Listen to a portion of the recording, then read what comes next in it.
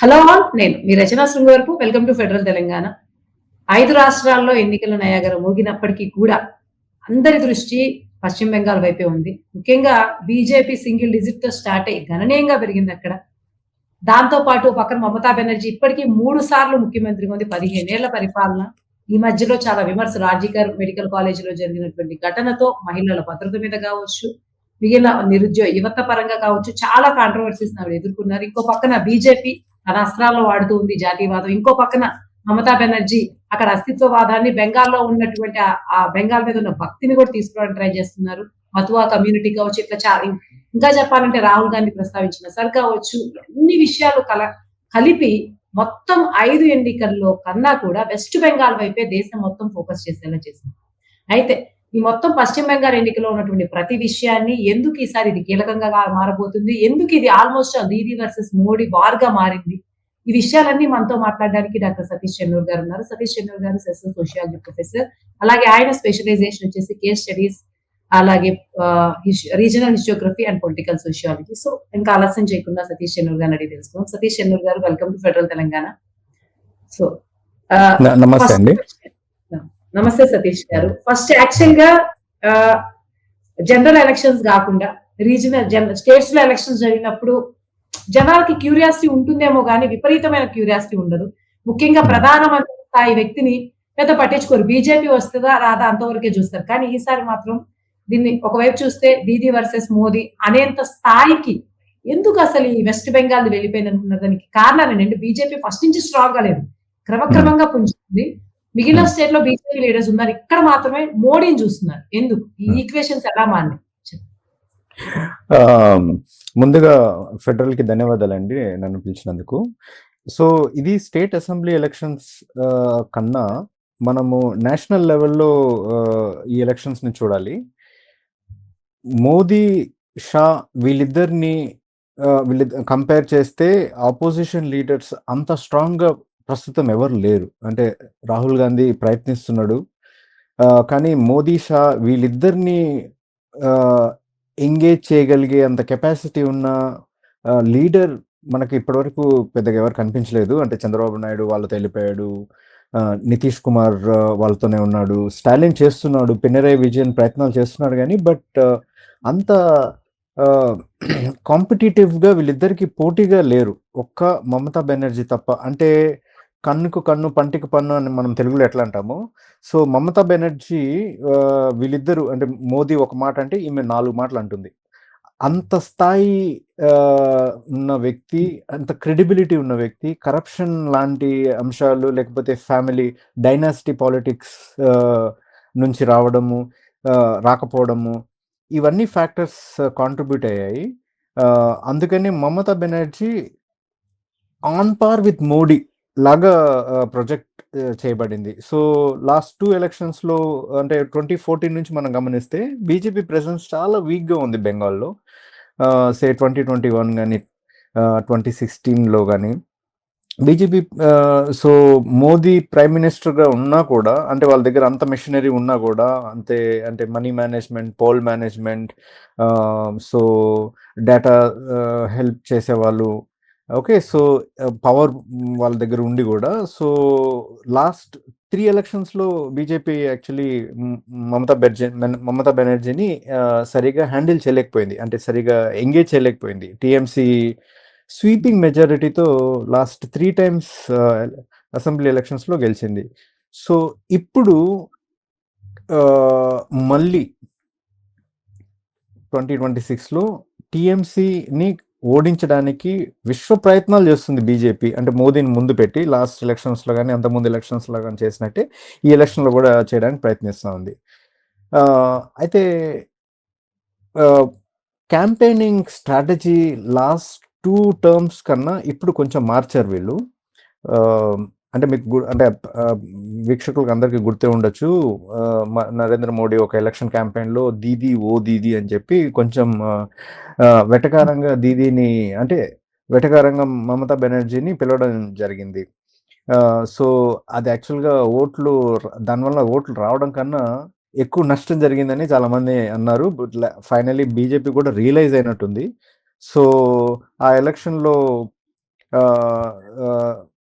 జై శ్రీరామ్ జై హనుమాన్కి పోటీగా మా మిటి మనుష్ అంటే దుర్గామ మనుషులు, మిటి అంటే మట్టి ఇక్కడ, జై మహాకాళి, జై దుర్గా. సో ఈ క్యాంపెయినింగ్ స్ట్రాటజీ రెండు రెండు విధాలుగా విడిపోయింది. సో బీజేపీ వాళ్ళు ఏమంటున్నారు జై శ్రీరామ్ జై హనుమాన్, టిఎంసి వాళ్ళు జై మహాకాళి జై దుర్గామ. సో ఇది 2021లో జరిగితే 2026 వచ్చే సమయానికి బీజేపీ మల్టీప్రాంగ్డ్ అటాక్ లాంటిది ఒకటి, మల్టీప్రాంగ్డ్ స్ట్రాటజీ ఒకటి డిప్లాయ్ చేసింది. Say for instance BJP Bengal president Samik Bhattacharya తనేమంటాడు, సో అంటే మోస్ట్లీ అతను అర్బన్ అంటే కోల్కతా హౌరా నుంచి వచ్చాడు. అతనేంటి ఈ aggressive BJP Hindutva ideology language వాడట్లేదు. సో ఆయన ఏమంటాడు, మేము చేపలు తింటాము, ఒకవేళ బీజేపీ తరఫున ఎవరైనా చీఫ్ మినిస్టర్ క్యాండిడేట్ వస్తే ఆ పర్సన్ ఫిష్ తినే చీఫ్ మినిస్టర్ అవుతాడు. సో సో అతని లాంగ్వేజ్ యాక్చువల్గా కొంచెం టోన్ డౌన్ లాంగ్వేజ్, అంటే సో మరీ అంత అతివాద మాటలు మాట్లాడడం కాకుండా చాలా నెమ్మదిగా, ఓకే, సో అంటే మెల్లో డౌన్ వాయిస్ తో అతను చేస్తున్నాడు. సతీష్ గారు, సారీ టు ఇంటరప్ట్. ఇందులోనే ఎలాగో మీరు ఇది మాట్లాడతారు కాబట్టి ఇంకో క్వశ్చన్ కూడా యాడ్ చేసేద్దాం. అంటే తెలియకుండానే తృణమూల్ కాంగ్రెస్ అంటే తెలిసి కూడా మిగిలిన వాటితో పాటు బెంగాల్ అస్తిత్వ కారణి, అంటే ఈవెన్ ప్రతి పాయింట్ ని బెంగాల్ పీపుల్ అది దాటి ఒడి వైపు చూడకుండా వాడేటువంటి ఈ కార్డు అంటే ఎవ్రీ పాయింట్ ని వాడుకోవడం అన్నది ఎలా చూడొచ్చు? మిగిలిన వాళ్ళు ఎవరు వాడుకోవట్లేదు, ఒక తమిళనాడు తప్ప.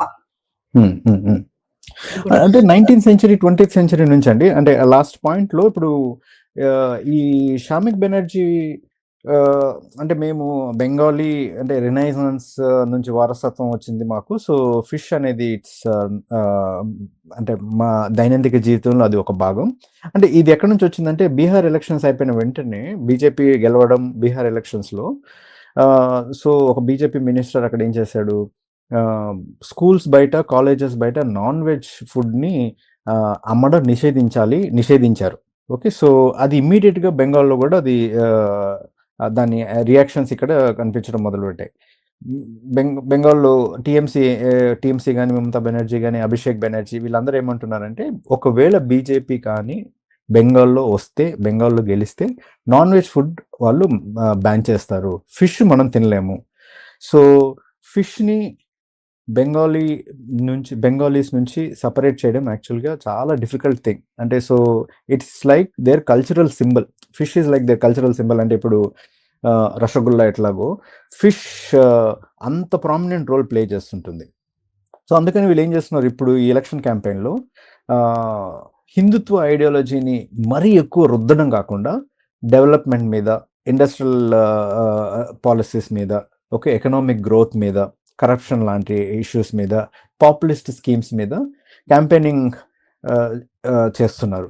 అయితే మీ క్వశ్చన్ ఏంటి ఇప్పుడు, అంటే మీరేమంటున్నారంటే బెంగాల్ ఐడెంటిటీ అనేది ఎందుకు అంత ప్రివెలెంట్ అవుతుంది, లైక్ సే ఈవెన్ తమిళనాడు అంటే మిగతా స్టేట్స్ లో కల్చర్ వరకే పెట్టుకుంటారు, ప్రతి ఎలిమెంట్ పెట్టుకుంటారు. ఈవెన్ ఎంత చేసినా సరే తమిళనాడు కొంత తీసుకొస్తుంది, బెంగాల్ ఫుల్ ఫ్లెడ్జ్డ్ ఇది వరకు ఇట్లా లేదు ఎలక్షన్ వార్. రైట్.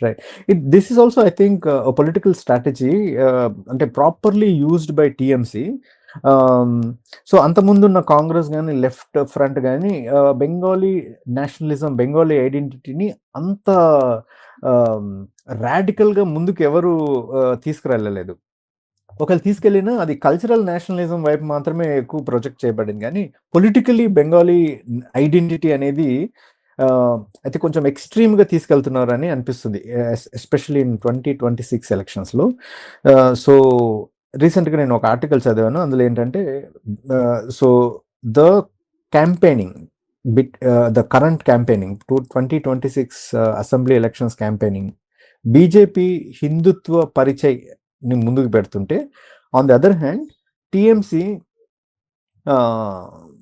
బెంగాలీ అస్తిత్వ ఐడెంటిటీని ముందుకు తీసుకెళ్తుంది. సో ఇంట్రెస్టింగ్ ఆస్పెక్ట్ ఏంటంటే బెంగాలీ ఐడెంటిటీ అనేది ఒక homogeneous identity, okay. On the other hand Hindutva identity it's more ఎక్కువ హిందూ మతస్థులు కి సంబంధించిన విషయం. లైక్ లాస్ట్ 10 ఇయర్స్‌లో మనం గమనిస్తే అంటే 2014 అక్కడ నుంచి ఈ హిందుత్వ ఐడియాలజీ అనేది చాలా రిజిడ్ అయిపోవడము, క్లోజ్‌గా అయిపోవడం, దాని స్వభావం, దాని పనితీరు ఆహ్, ఆహ్, లో చాలా మార్పులొచ్చినాయి. రీసెంట్‌గా నేను బెంగాల్ ఎలక్షన్స్ క్యాంపెయినింగ్ గమనిస్తే ఒక జాగరణ్ అనే ఒక పదం ఇట్ కీప్స్ కమింగ్. అంటే ప్రతి ఒక్కరి నోట్లలో హిందువులు మేల్కోవాలి. లేకపోతే హ్మ్. హిందూ మతం థ్రెట్‌లో ఉంది. Okay. So, Hindu political violence పెరుగుతుంది. అంటే వీళ్ళు నేషనల్ క్రైమ్ రిపోర్ట్ ఉంది గదండీ! ఆ హ్మ్. రిపోర్ట్‌ని హ్మ్. సైట్ చేసి 13% వైలెన్స్ పెరిగింది. సో, కాబట్టి హిందువులందరూ థ్రెట్‌లో ఉన్నారు. ఎస్పెషల్లీ నార్త్ బెంగాల్ అంటే బంగ్లాదేశ్‌కి బోర్డర్‌గా ఉన్న మెదినీపూర్, మాల్దా, ముర్షిదాబాద్ ఈ డిస్ట్రిక్ట్స్‌లో ఆహ్, సో, చాలా మంది థ్రెట్‌లో ఉన్నారని చెప్పి ఒకలాంటి ఫియర్‌ని కల్టివేట్ చేశారు. సో, దీన్ని ah, neo Marxist German philosopher Theodor Adorno ఏమంటాడంటే అథారిటేరియన్ పాలిటిక్స్ ఎప్పుడు వైలెన్స్‌తో గాని, లేకపోతే ఫియర్‌తో గాని స్టార్ట్ అవ్వవు. అవన్నీ బేసికలీ ఏది మన రోజువారీ దినసరి చర్యలుంటాయి గదా! ఆహ్, ఆహ్, అట్లాంటి వాటి ద్వారా పదే పదే ఒకే విషయాన్ని చెప్పి ఒకలాంటి అట్మాస్ఫియర్ వాతావరణాన్ని క్రియేట్ చేయడమే అథారిటేరియన్ పాలిటిక్స్ ఒక ఫండమెంటల్ స్టెప్. సో, అది BJP I think is trying to do. Like Hindutva ideology హిందువులు హ్మ్. ఒకలాంటి థ్రెట్‌లో ఉన్నారు. సో, దాన్ని మనం ప్రొటెక్ట్ చేయాలి. ఆహ్, బంగ్లాదేశీ ఇన్‌ఫిల్ట్రేటర్స్ గాని, లేకపోతే టీఎంసీ ముస్లింలకి ఎక్కువ చేస్తుంది. హిందువులకి ఏం చేయట్లేదు. సో, ఆమె టీఎంసీ అనేది ముస్లింల పార్టీ. హిందువులకు ఒక పార్టీ ఉండాలి. కులాల ఆధారంగా హిందువులు విడిపోయారు. కాబట్టి వాళ్ళందరిని మనం ఒక దగ్గరికి తీసుకురావాలి. అనే ఒక ప్రయత్నాలైతే చాలా జరుగుతున్నాయి. అంటే విజిబుల్‌గా జరుగుతున్నాయి. ఆహ్, సో, దానికి ఇప్పుడు వాట్సాప్ యూనివర్సిటీస్, సోషల్ మీడియా ఇంకో కొంచెం యాడ్ అయింది అని చెప్పుకోవచ్చు. అనదర్ ఇంపార్టెంట్ యాస్పెక్ట్ ఏంటంటే ఆహ్, పొలిటికల్ లీడర్స్ గాని, లేకపోతే అంటే పైనుంచి బయట వాళ్ళు గాని, లేకపోతే వితిన్ ద స్టేట్ లీడర్స్ గాని ఎవ్వరు ఈ పాయింట్‌ని అంటే హిందువులు థ్రెట్‌లో ఉన్నారనే పాయింట్‌ని ఆహ్, చెప్తూనే సైమల్టేనియస్‌లీ వీళ్ళందరూ ఏం చేస్తున్నారంటే గణేష్ ఫెస్టివల్స్, హనుమాన్ హ్మ్. జయంతి హ్మ్. ఓకే. ఇట్లాంటి ఫెస్టివల్స్‌కి వాళ్ళు చాలా విపరీతంగా ఫండింగ్ చేస్తున్నారు. సో, హ్మ్. అందరిని మొబిలైజ్ చేస్తున్నారు. అంటే చిన్న చిన్న వెహికల్స్‌లో డబ్బులిచ్చి తీసుకొచ్చి రోడ్ల మీద లైన్‌లో నిలబెట్టి ప్రసాదాలు పెట్టడము, లేకపోతే పాండల్స్‌కి డబ్బులియ్యడము. అంటే కొంచెం ఆర్గనైజ్డ్‌గా దీస్ కల్చరల్ ఫెస్టివల్స్‌ని ప్రమోట్ చేస్తున్నారు. So, it is one way of mobilizing people. Ah, so, that culture and ideology combine together for political aspirations. అది కొంచెం జరుగుతుందని నాకు అనిపించింది. సతీష్ యాహ్! గారు, ఇప్పుడున్న ఈ బెంగాల్ రాజకీయాలు, ఈ ఎన్నికల్లో ముస్లిం ఓట్ బ్యాంక్ గురించి మీరు ఆల్రెడీ ప్రస్తావించారు కాబట్టి అది ఎంత కీలకంగా ఉంది.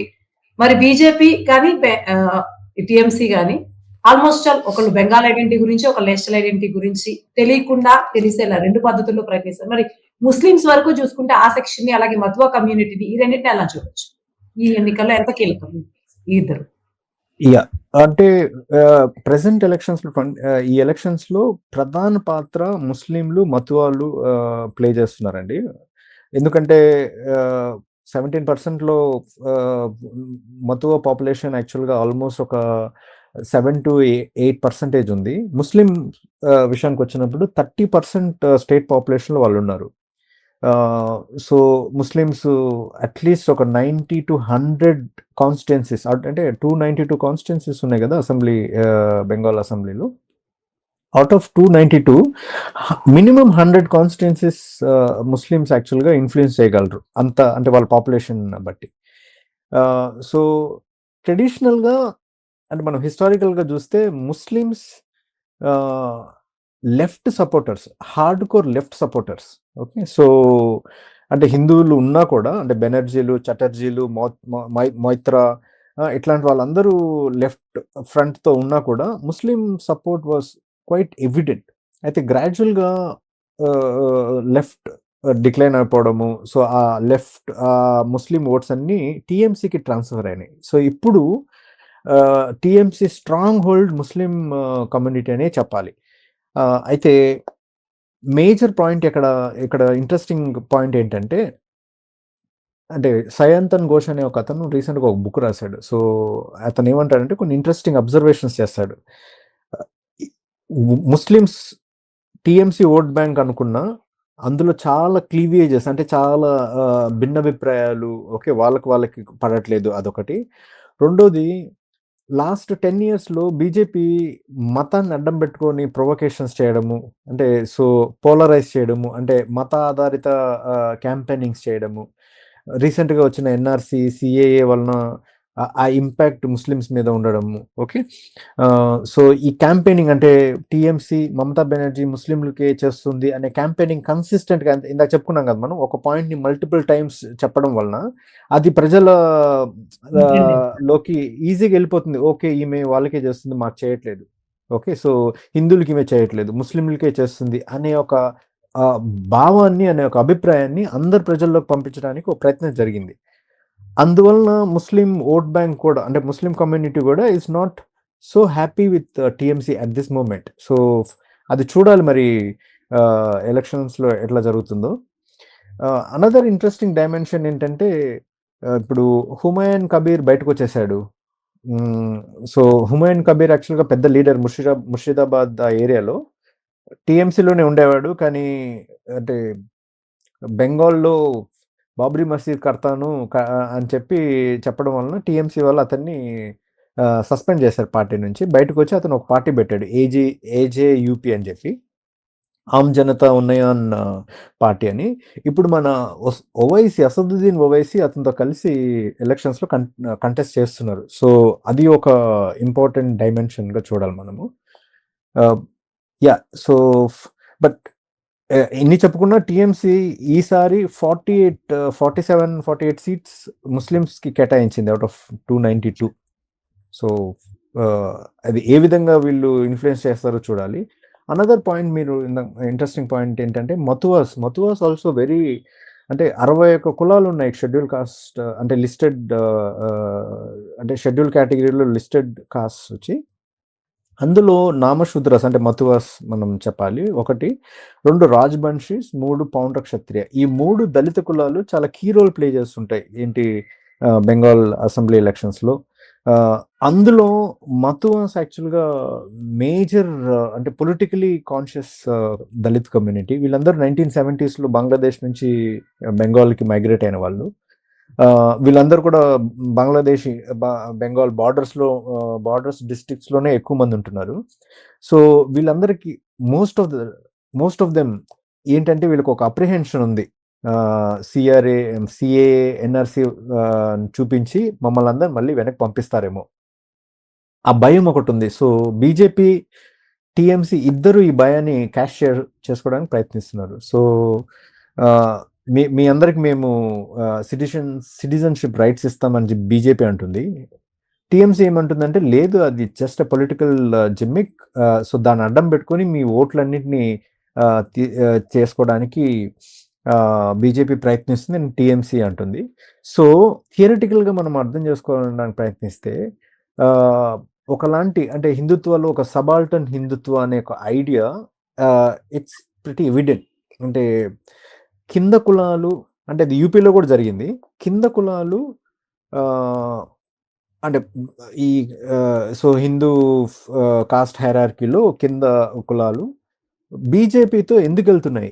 ఇప్పుడు చూడండి, బీఎస్పీ అక్కడున్న దళిత కులాలు కానీ ఇక్కడున్న దళిత కులాలు చాలా వరకు బీజేపీతో అలైన్ అవ్వడానికి ప్రయత్నిస్తున్నాయి. So for various reasons. So Matuas యాక్చువల్గా very strong community, but so Boroma అని చెప్పి ఒక ఆమె ఉంది, పెద్ద ఆమె, అంటే హరిచంద్ గురుచంద్ ఠాకూర్ వాళ్ళ లీనియేజ్లో ఈమె బొరోమా. రీసెంట్గా ఆమె చనిపోయింది. ఆమె చనిపోయినప్పుడు మోదీ ఇక్కడికి వచ్చి ఆమెకి కండోలెన్స్ చెప్పాడు, ఒక ట్వీట్ కూడా పెట్టాడు. సో ఆ ఫ్యామిలీ నుంచి వచ్చిన శంతను ఠాకూర్, లేకపోతే ఒక 3-4 బీజేపీలో చాలా కీ రోల్ ప్లే చేస్తున్నారు. అతను శంతను ఠాకూర్ బీజేపీ మినిస్టర్ కూడా, సెంట్రల్ మినిస్టర్ కూడా.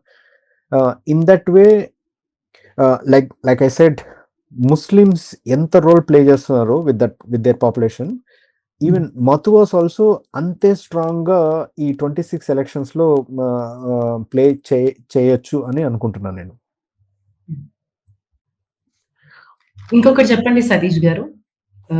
యాక్చువల్ గా ఆంధ్రప్రదేశ్ ఎలక్షన్స్ లో జగన్ అప్పుడు రెండోసారి 2000 మొన్న జరిగిన ఎలక్షన్స్ తీసుకుంటే 24 చూసుకుంటే అక్కడ ఈజ్ వెరీ కాన్ఫిడెంట్. ఎందుకంటే నేను మహిళలకి స్కీమ్స్ ఇచ్చాను, ఖచ్చితంగా మహిళా ఓటర్లు ఈవెన్ గ్రాస్ లెవెల్ రిపోర్ట్స్ కానీ వీళ్ళందరూ కూడా మహిళలందరూ కూడా జగన్ కి ఫేవరబుల్ అన్నది చివరికి అది రివర్స్ అయింది.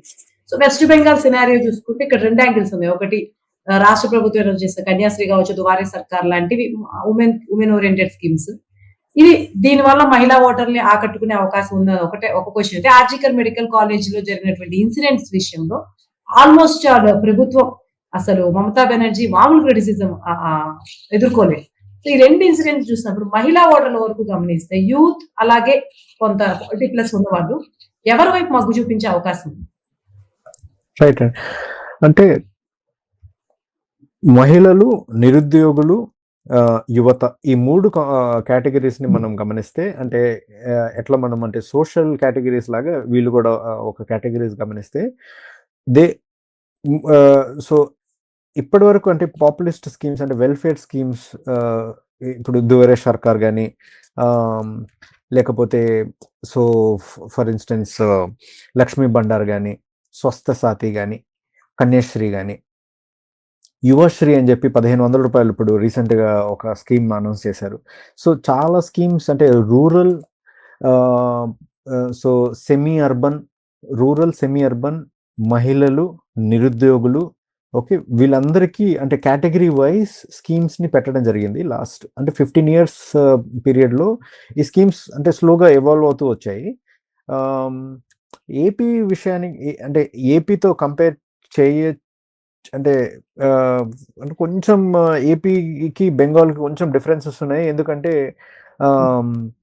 సో ఇప్పుడు ఫర్ ఎగ్జాంపుల్ అంటే రూరల్ కన్సంప్షన్ కానీ ఎక్స్పెండిచర్ కానీ బెంగాల్లో నేషనల్ యావరేజ్ కన్నా ఎక్కువ ఉంది. సో రీసెంట్గా ఒక స్టడీలో ఏం జరిగింది, ఏం తెలిసిందంటే rural population is not entirely unhappy. అంటే ఇప్పుడు rural population is with TMC అనే ఒక రిపోర్ట్ వచ్చింది. ఎందుకు వచ్చిందంటే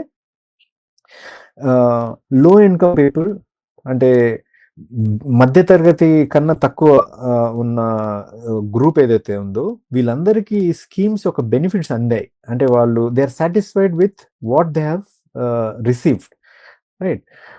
అంటే స్కూల్ పిల్లలకి అంటే 9th class 10th class ఆడపిల్లలకి సైకిల్స్ ఇవ్వడం కానీ, లేకపోతే లైక్ ఆరోగ్యశ్రీ లాగా ఇక్కడ కూడా free medical insurance, medical schemes కానీ, ఓకే. సో గ్రామీణ ప్రాంతాల్లో వ్యవసాయం చేసుకున్న వాళ్ళకి డబ్బులు ఇవ్వడం కానీ, రైట్.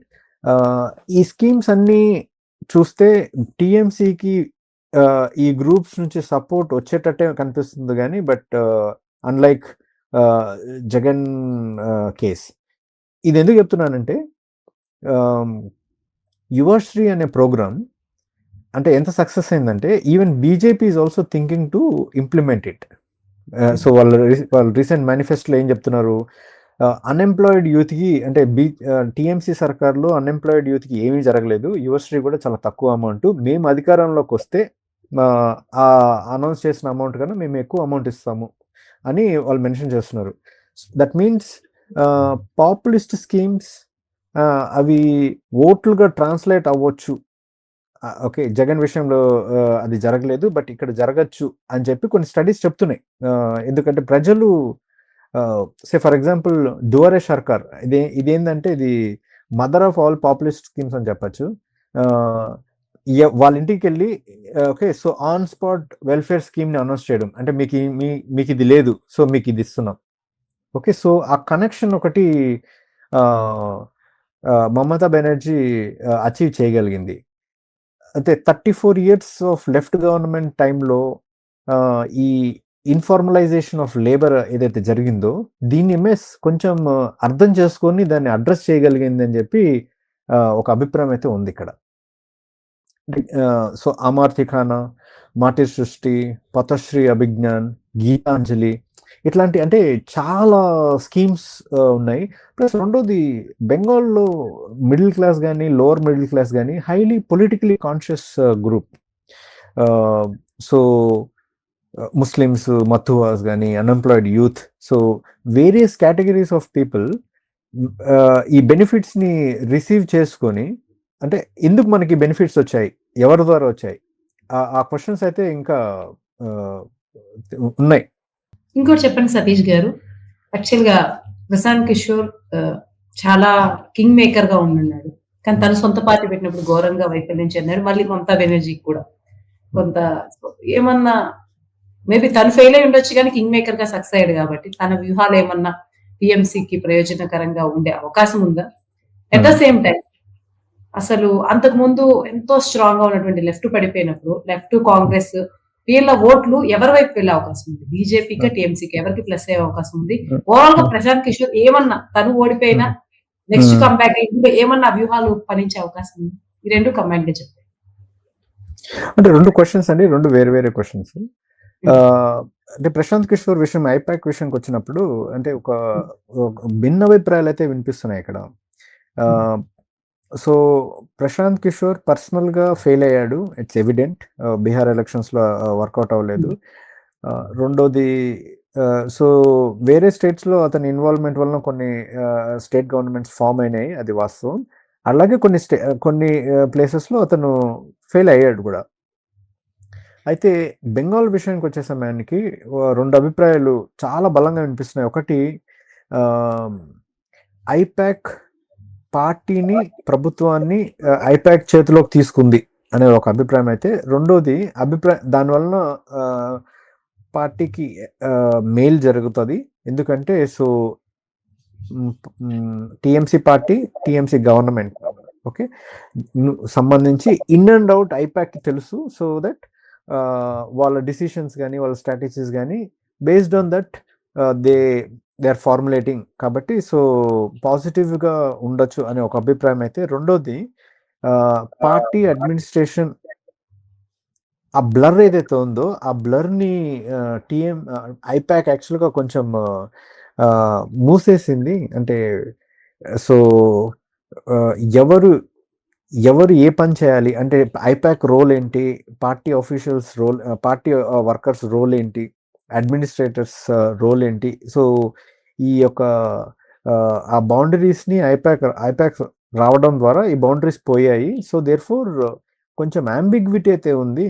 ఎస్పెషల్లీ సీనియర్ లీడర్స్‌లో. ఎందుకంటే ఐపాక్ వచ్చి డిసిషన్స్ అది తీసుకుంటుంది కదా! సో, వీళ్ళ ప్రమేయం చాలా తగ్గుతుంది. ప్లస్ ఐపాక్ ఆఫీషియల్స్ అందరూ not bottom approach, they are from top approach. అంటే పైనుంచి డిసిషన్స్ తీసుకునేవాళ్ళు. సో, వాళ్ళ మనుషులు కింద గ్రౌండ్ లెవెల్ ఎళ్లి అంటే ఫీల్డ్ వర్క్ చేస్తున్నారు, అది చేస్తున్నారు. బట్ డిసిషన్స్ అన్నీ బోర్డ్ రూమ్‌లో జరుగుతున్నాయి కదా! సో, దేర్‌ఫోర్ నెగెటివ్ ఇంపాక్ట్ ఉండొచ్చేమో. ఎందుకంటే పార్టీ క్యాడర్‌తో ఓకే. పార్టీ హైకమాండ్ కొంచెం డిస్కనెక్ట్ అవే ఛాన్సెస్ ఉన్నాయి అని చెప్పి ఒక అభిప్రాయం అయితే ఉంది. But personally I feel I mean so, రీసెంట్‌గా ఐపాక్ మీద ఈడీ రైడ్స్ చేసినప్పుడు మమతా బెనర్జీ వెంట్ దేర్. అక్కడున్న డాక్యుమెంట్స్ అన్నిటిని ఆమె తీసుకొచ్చేసింది. సో, తర్వాత సుప్రీం కోర్ట్‌కెళ్ళి ఆమె కేస్‌ని ఆమె ఆర్గ్యూ చేసుకుంది. ఓకే. సో, ఈమె మేనకా గురుస్వామి ఆమెకి హెల్ప్ చేసింది. మేనకా గురుస్వామికి ఆమె ఎంపీ సీట్ కూడా ఇచ్చింది. సో, అంటే IPAC there's lots of cloud around IPAC. That's for sure. Okay. So, keeping it aside Mamata బెనర్జీకి తనంత తాను ఎలక్షన్స్ స్ట్రాటజీస్ చేయడము, గెలవడము, అంటే మోదీ లాంటి వాళ్ళని ఎంగేజ్ చేయడం అనేది తెలుసు. So, I don't think IPAC can take over Mamata Banerjee. Second రెండో క్వెషన్. రెండో ప్రశ్న అదే. Congress and left. Which is very very pertinent. The presence of left అంటే కొంచెం అంటే వెరీ డిమోరలైజింగ్ పొజిషన్‌లో ఉంది లెఫ్ట్. అంటే మనం 1977 నుంచి 2011 వరకు లెఫ్ట్ హ్యాస్ రూల్డ్ కదా హియర్ ఆల్మోస్ట్ 30 years, అంటే 30+ కదా. అక్కడ నుంచి ఓకే 0 సీట్లకు పరిమితం అయిపోవడము, అంటే ఇప్పుడు even Congress for that matter, Congress కానీ లెఫ్ట్ కానీ completely out of political power in Bengal. Okay, so దీన్ని ఎట్లా అర్థం చేసుకోవాలి అంటే ల్యాక్ ఆఫ్ ఇండస్ట్రియలైజేషన్, లీడర్షిప్ లేకపోవడం వలన, సో మతాన్ని కానీ కులాన్ని కానీ ప్రాపర్గా అర్థం చేసుకోకపోవడం వలన, అంటే ఈ పిడికట్టు వాద మాటలు కొన్ని ఉంటాయి కదా, సో లెఫ్ట్ ఇంకా వాటిని క్యారీ చేయడం వలన సో ఏమైందంటే it has lost trust with people. Okay, so ముస్లిమ్స్తో డిస్కనెక్ట్ అయిపోయారు. ఓకే, సో దళితులతో సరిగా కనెక్షన్ లేదు, అంటే ఆ క్లాస్ కాస్ట్ ఐడియాలజికల్ డిఫరెన్సెస్ వలన, రైట్. సో ఈయన ద్వైపాయన్ సేన్ అని చెప్పి ఒక పొలిటికల్ సైంటిస్ట్ ఏమంటాడంటే, సో 30 సంవత్సరాల పరిపాలన, అంత సుదీర్ఘమైన పరిపాలన వలన వచ్చే ఈ ఫటీగ్ ఉంటుంది కదా, అంటే ఇది ఐడియాలజికల్ ఫటీగ్ అనేది ఒకటి వచ్చింది. ప్లస్ ఇంకొకటి ఏంటంటే అతను పార్టీ సిస్టమ్ అనే ఒక పదం వాడతాడు. So party workers and so government workers మధ్య ఆ గ్యాప్ అయితే లేదు. సో ఎవరు ఏ పని చేస్తున్నారు ఎవరికి అర్థం కావట్లేదు, అంటే సో యూనియన్స్ అనేవి కంప్లీట్గా ఫెయిల్ అయిపోవడము, రైట్. ఓకే, సో అంటే కొంచెం పరిస్థితి చాలా దారుణంగానే ఉంది. సో లెఫ్ట్ ఓట్లన్నీ ఏమైపోయాయి, కాంగ్రెస్ ఓట్లు కానీ లెఫ్ట్ ఓట్లు కానీ అవి టీఎంసీకి ముస్లిమ్స్ ఓట్, అంటే ముస్లిమ్స్ టీఎంసీకి ఓట్లు వేస్తే మిగతా వాళ్ళందరూ, అంటే let me repeat this point, లెఫ్ట్లో యాక్టివ్గా ఉన్న ముస్లిమ్స్ అందరూ టీఎంసీ వైపు వెళ్తే మిగతా వాళ్ళందరూ బీజేపీ వైపు వెళ్ళారు. ఇది సీతారాం యేచూరి కూడా ఒప్పుకున్నాడు రీసెంట్ ఎలక్షన్స్లో. సో ఆ 27% ఆఫ్ ఓట్లు, అంటే 2016 అనుకుంటా ఇది, అవన్నీ అంటే లెఫ్ట్లో ఉన్న లెఫ్ట్కి ఆ ఓట్ పర్సంటేజ్ 24% ఓట్లు తగ్గితే అదే నెంబర్ బీజేపీకి వచ్చింది. సో అంటే ఈ ఓట్లన్నీ అక్కడికి ట్రాన్స్లేట్ అయినాయి. ఇక్కడున్న లెఫ్ట్ లీడర్షిప్ ఏమంటుందంటే, క్యాడర్ కానీ లీడర్షిప్ ఏమంటుందంటే, we couldn't resist TMCs assault violence. అంటే టీఎంసీ దారుణమైన దాడులు, అంటే మన ఆంధ్రాలో కానీ తెలంగాణలో కానీ ఇట్లా జరగకపోవచ్చు, కానీ ఇక్కడ ఏంటంటే ఒక్కసారి మీరు ఓడిపోయారంటే మీ పార్టీ ఆఫీస్ని గెలిచిన వాళ్ళు లాగేసుకుంటారు, అంటే బోర్డులు. సో అంటే జస్ట్ ఆఫీస్ బయట బోర్డు మారిపోయి ఉంటుంది, అంత స్థాయి వైలెన్స్ అగ్రెషన్ ఉంటుంది. సో లెఫ్ట్ ఆఫీసులన్నీ టీఎంసీ తీసేసుకుంది. ఓకే, కాంగ్రెస్ ఆఫీసులన్నీ టీఎంసీ తీసుకుంది. అంటే టీఎంసీ ఏమంటుంది, ఈ ప్రాక్టీస్లన్నీ మేము కొత్తగా పుట్టించినట్టు కాదు, మాకు లెఫ్ట్ నేర్పించింది. సో లెఫ్ట్ చేసిన పని ఏంటంటే కాంగ్రెస్ పార్టీ ఆఫీసులన్నింటినీ, ఆ కాంగ్రెస్ ఓడిపోయిన తర్వాత ఆ ఆఫీసులని లెఫ్ట్ తీసుకుంది, మేము అదే చేసాము. ఓకే, సో ఆ లెగసీ ఒకటి ఉంది.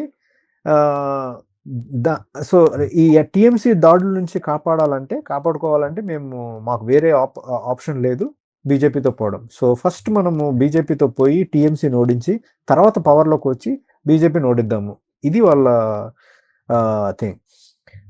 అంటే ఆపరేషన్ రూరల్ బర్గా నుంచి ఇప్పుడు రూరల్ బెంగాల్లో 0 vote percentage, right. So Jyoti Basu prime minister కాకపోవడము, లేకపోతే నందిగ్రామ్ సింగూర్ ఇష్యూ కానీ, డీఇండస్ట్రియలైజేషన్ కానీ, ఓకే, సర్వీస్ సెక్టర్ మీద ఎక్కువ ఫోకస్ చేయకపోవడము, సో ఇందాక చెప్పినట్టు నేను informalization of economy, party presence in administration. So అంటే కర్ణుడి చావుకు 100 కారణాలు అన్నట్టు లెఫ్ట్ పతనానికి కూడా అట్లా చాలా కారణాలు ఉన్నాయి. కానీ ఆ కారణాలను ఇంకా వాళ్ళు సరిగా అడ్రస్ చేసే పొజిషన్లో లేరు. ఫైనల్ గా సతీష్ గారు 1 క్వశ్చన్, దీంతో మనం ఈ చర్చను ముగిద్దాం. ఇప్పటికీ బెంగాల్ ప్రజలు 3 సార్లు మమతా బెనర్జీ పాలన చూశారు.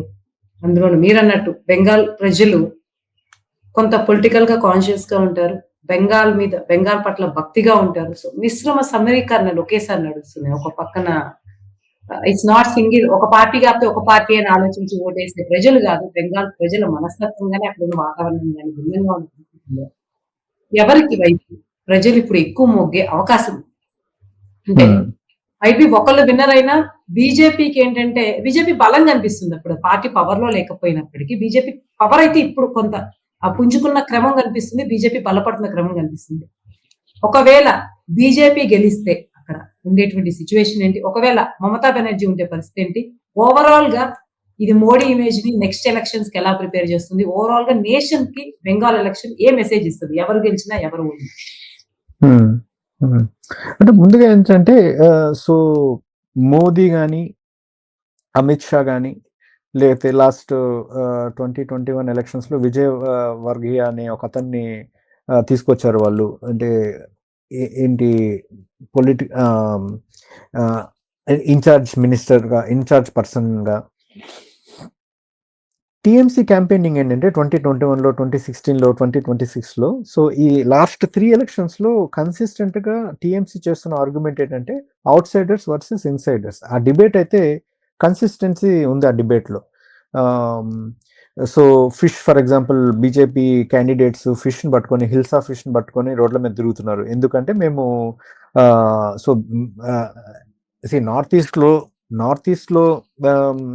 బీఫ్ బ్యాన్ చేయాలంటున్నారు. ఓకే, సో నార్త్ ఈస్ట్లో చాలా మంది బీఫ్ తింటున్నారు. ఓకే, కిరణ్ రిజిజు నా ఫేవరెట్ ఫుడ్ ఇదే అంటాడు. సో నాన్ వెజ్ ని బ్యాన్ చేస్తామని చెప్పి బీహార్లో అంటున్నారు. ఇక్కడ బీజేపీ మినిస్టర్స్, బీజేపీ క్యాండిడేట్స్ అందరూ లేదు, మేము ఫిష్ లేకపోతే మేము లేము, ఒకవేళ మేము పవర్లోకి వస్తే our chief minister will be fish eating chief minister అని చెప్పి బీజేపీ ప్రెసిడెంటే అంటున్నాడు. ఓకే, సో ఒక ప్రాబ్లం ఎక్కడ వస్తుందంటే బీజేపీ తరఫున బెంగాల్లో వచ్చే వాళ్ళందరూ పక్క రాష్ట్రాల నుంచి వచ్చేవాళ్ళే, అంటే ఒరిస్సా కానీ, బీహార్ కానీ, యూపీ కానీ. సో కానీ Bengalis have that cultural superiority మిగతా స్టేట్స్తో అంటే పక్కనున్న స్టేట్స్తో, Assam. So culturally Bengalis think they are far superior than the states nearby. Okay, another point, యాక్చువల్గా ఇంట్రెస్టింగ్ పాయింట్ ఏంటంటే ఒక అవుట్ సైడర్స్ అంటే మరాఠా రూలర్స్ ఇక్కడికి they came here invading. Okay, so Bengal invasion ఒకటి జరిగింది ఫ్రమ్ మహారాష్ట్ర. సో టీఎంసీ ఎప్పుడు ఈ పాయింట్ని రేస్ చేస్తుంటుంది, బయట వాళ్ళు వస్తే మన మీద దాడులు చేస్తారు, మన ఆడవాళ్ళని హింసిస్తారు, మన ఆస్తుల్ని కొల్లగొడతారు. So we have to protect our Bengali cultural nationalism. అంటే ఆ బెంగాలీ నేషనలిజం అనేది మనం ప్రొటెక్ట్ చేయాలి. అందుకనే బెంగాలీ అస్మిత అది ఎందుకు బయట ఇట్ కీప్స్ కమింగ్ బ్యాక్. ఎందుకంటే సో అంటే మనము so Bengalis are like brain for the whole India. Okay, so ఇక్కడ ముస్లిమ్సా, హిందూసా, లేకపోతే మతువాసా, నామశూద్రాసా అనేది కాకుండా ఒక ఎగ్జాంపుల్ వస్తుంటుంది ఎప్పుడు. They keep saying this example. అంటే హిందూ కస్టమర్స్ అందరూ లైన్లో నిలబడి క్రిస్మస్ కేక్ కొనుక్కోవడానికి లైన్లో నిలబడతారు. ఒక జీవిష్ బేకరీ ముందు ఆ బేకరీలో ఆ కేక్ తయారు చేసే వ్యక్తి ఒక ముస్లిము. సో వీళ్ళు కొనుక్కున్న కేక్ క్రిస్మస్ కోసం. సో అంటే just to tell the diversity. So they give this example. ఒక జీవిష్ బేకరీలో ఒక ముస్లిం అతను తయారు చేసిన కేక్ ని లైన్ లో నిలబడి హిందువులు కొనుక్కుంటున్నారు for Christmas, to celebrate Christmas. Okay, so that actually sums up Bengali identity. Okay, so it's not just one community. So మీ అదర్ క్వశ్చన్కి వచ్చినప్పుడు నేను అనుకుంటాను, సో తమిళనాడు, కేరళ, బెంగాల్, అస్సాం అంటే ఈ 4, పుదుచ్చేరి. సో ఈ 5 స్టేట్స్లో అస్సాం పక్కన పెడితే మిగతా అన్ని స్టేట్స్లో బీజేపీ పవర్లో లేదు. So they are trying to అంటే it's almost like a litmus test to Modi. అంటే ఇది నెక్స్ట్ జనరల్ ఎలక్షన్స్ మీద డెఫినెట్లీ ఇంపాక్ట్ ఉంటుంది. అంటే ఈ ఎలక్షన్స్లో బీజేపీ బెంగాల్లో ఓడిపోతే ఐ థింక్ కొంచెం కష్టంగానే ఉంది పరిస్థితి. బెంగాల్లో గెలిచే పరిస్థితి అయితే అంత కనిపించట్లేదు. లాస్ట్ ఎలక్షన్లో 77 ఓట్స్ వచ్చాయి, వాళ్ళకి సీట్స్ వచ్చాయి. So the percentage between TMC and BJP was 10% difference unde. Okay, so ఆ 10% డిఫరెన్స్ లో ఆల్మోస్ట్ 100 సీట్లు పోయారు, 100 సీట్లు కోల్పోయారు.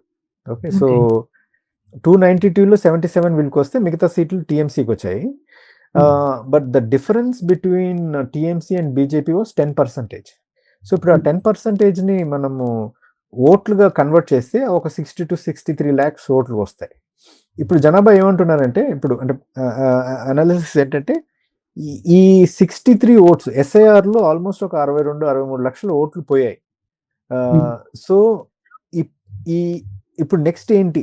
So they I mean the question here is, ఈ 62-63 లక్షల ఓట్లు పోయిన ఓట్లు అవి బీజేపీవా లేకపోతే టీఎంసీవా లేకపోతే ఎవరు అంటే న్యూట్రల్ ఓట్సా అనేది తెలీదు. సో అందుకని ఇక్కడ సిచ్యువేషన్ కొంచెం అంటే BJP wants to gain this situation,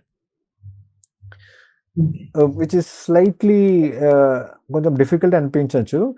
so తమిళనాడులో అట్లనే ఉంది, కేరళలో అట్లనే ఉంది, పుదుచ్చేరిలో అట్లనే ఉంది, అస్సాంలో they might come back. But ఒకవేళ ఈ స్టేట్స్ లో ఓడిపోతే